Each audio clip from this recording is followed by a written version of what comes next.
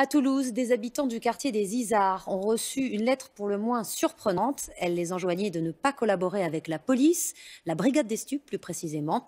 C'est l'ultime provocation des trafiquants de drogue qui ont pris le contrôle de plusieurs immeubles. Reportage de Hélène Vergne et François Gagne. Lorsqu'on arrive dans la cité des Izards, c'est la première chose que l'on entend. Les cris des choufs, ces jeunes guetteurs qui signalent l'arrivée de la police.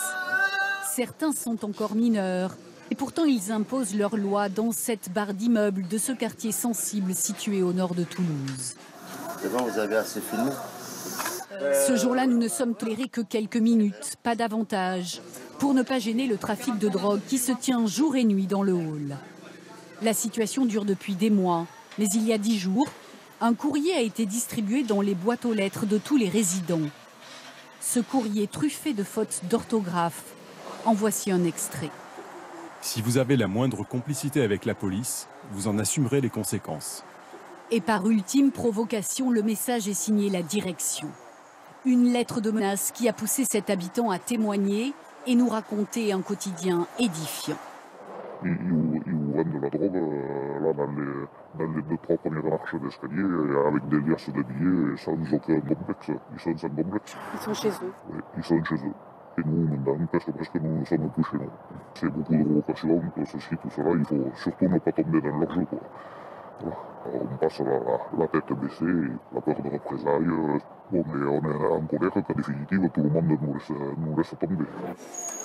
Le lendemain, pour comprendre, nous retournons dans ce quartier, devenu l'une des plaques tournantes du commerce de drogue à Toulouse. Un jour de marché où, pour la population, il est un peu plus facile de s'exprimer. Ils sonnent tous les jours. La police vient, 1 heure après, ça recommence. Moi, c'est un quartier, j'ai peur. Ils les reprennent, ils les punissent et après ils les remettent en liberté. Donc quelque part, il n'y a pas vraiment de sécurité, il n'y a pas de, comment dirais-je, il n'y a pas de loi en fait. La police, montrée du doigt pour son impuissance face aux jeunes et au trafic.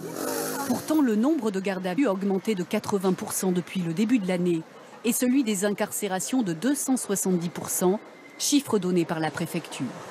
Mais cette réponse judiciaire est bien loin de satisfaire les policiers de terrain. Si les mêmes individus sont interpellés en flagrant délit, on voit que 25-30 fois mises à la disposition de la justice, les sanctions ne sont plus du tout adaptées. Il n'y a rien de dissuasif, ce qui explique aussi cette impunité ambiante.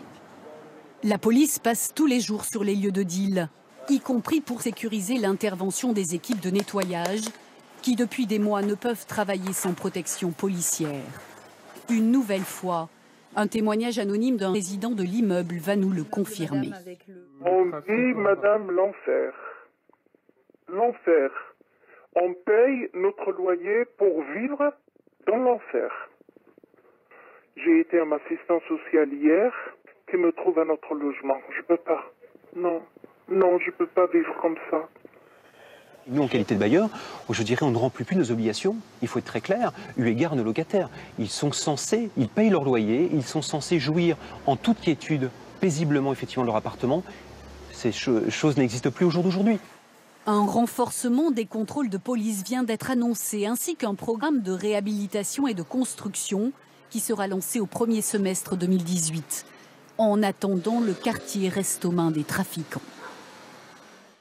On manque toujours cruellement